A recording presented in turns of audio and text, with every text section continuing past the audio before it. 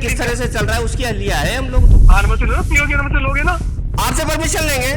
हाँ जी। मीडिया आपसे परमिशन लेगा? मीडिया काहे का होता है? मीडिया स्कूल में अलाउ ही नहीं है। कौन कह रहा है मीडिया अलाउ नहीं है? मैं कह रहा हूँ ना, मैं कह रहा हूँ आप अलाउ नहीं हो। नमस्कार, आप देख रहे हैं पीके टाइम्स और मैं हूं आपके साथ भारती जैन।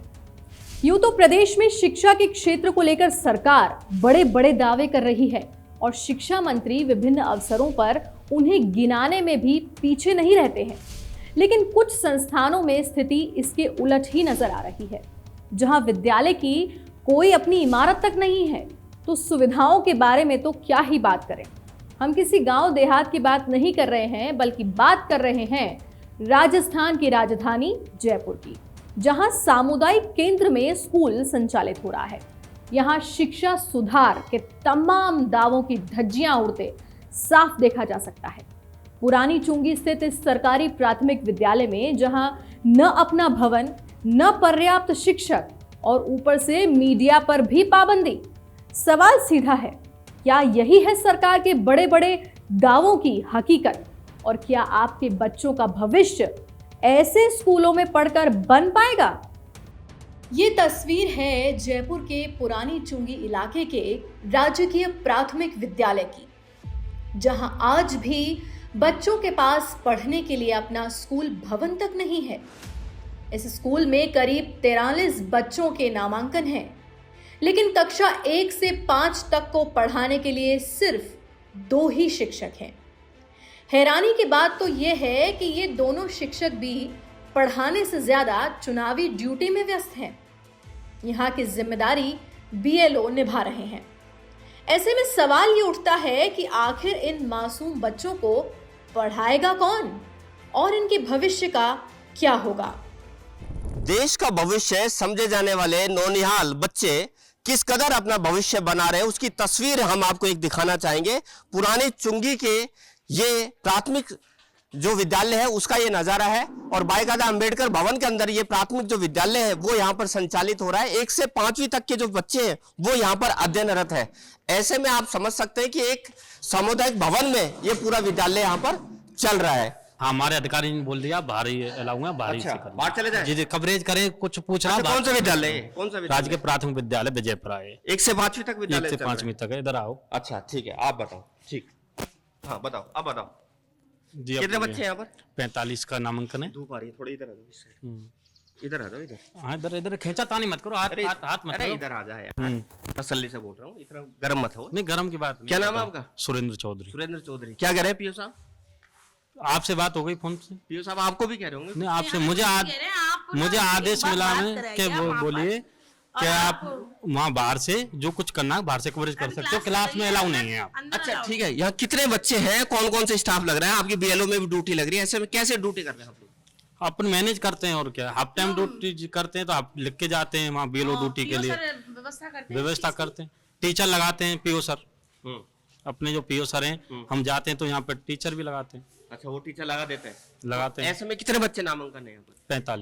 45 बच्चे हैं। तो आप 2 टीचर लग रहे हैं? 2 ही सरकार की तरफ से, अलाउ 2 है। अलाउ 2। तो 5वीं तक के जो बच्चे हैं, 5 क्लास है, उसको 2 टीचर पढ़ाएंगे? 2 ही पढ़ा ही रहे। अच्छा, बीएलओ में भी ड्यूटी आपकी? दीदी आपकी भी बीएलओ में? बिल्कुल बीएलओ में ड्यूटी है। तो अभी आप बीएलओ की जा रहे हो ड्यूटी के लिए? हाफ टाइम में ड्यूटी है इस समय। अच्छा, फिर इन बच्चों को कौन संभालेगा? हाँ, तो सर व्यवस्था करते हैं, वहाँ से पीओ व्यवस्था करता है। तो अब तक तो भेजा नहीं किसी को? नहीं, मैं लंच पे जाऊंगी, वो व्यवस्था वहाँ पे मैं यहाँ लिख के जाऊंगी, सर बैठते हैं, फिर वो वहाँ से व्यवस्था करते हैं। वो वहाँ से भेजते हैं, है ना?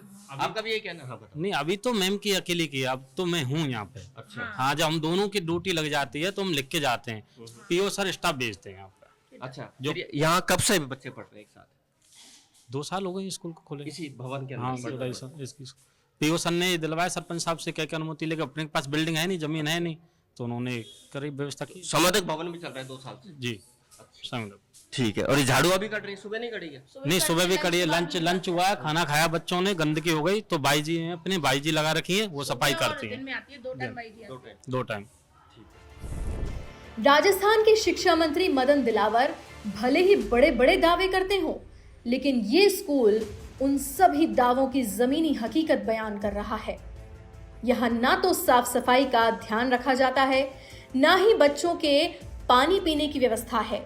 बिना रोशनी के बच्चे किताबों में आंखें गड़ा कर पढ़ने को मजबूर हैं। सब कुछ अस्त व्यस्त सा नजर आता है। यहाँ के हालात देखकर पता चलता है कि विद्यालय के नाम पर मात्र खाना पूर्ति की जा रही है। जब पीके टाइम्स की टीम इस विद्यालय की बदहाली को कैमरे में कैद करने पहुंची तो वहां के पीईओ ने मीडिया की एंट्री पर ही सवाल खड़ा कर दिया। बिना अनुमति के स्कूल की कवरेज करने से रोका गया। अब सवाल ये उठता है कि आखिर सच्चाई दिखाने में इतना डर किस बात का है? हेलो, हाँ जी, हाँ सर, क्या कह रहे हो? मैं ये कह रहा था, कौन सा न्यूज से हो आप? प्रमोद शर्मा मेरा नाम है, पीके टाइम्स से हूँ। नहीं, काहे की न्यूज ले रहे हो आप? क्या की न्यूज? विद्यालय किस तरह से चल रहा है उसकी लिया है हम लोग। तो क्या ले रहे? विद्यालय किस तरह से संचालित हो रहा है, मदन दिलावर जी की जो योजनाएं हैं, शिक्षा विभाग की जो योजनाएं कितनी हो रही है, किस तरह से पढ़ाई चल रही है। मैं बताऊं, आप आओ मेरे पास, आओ हैं?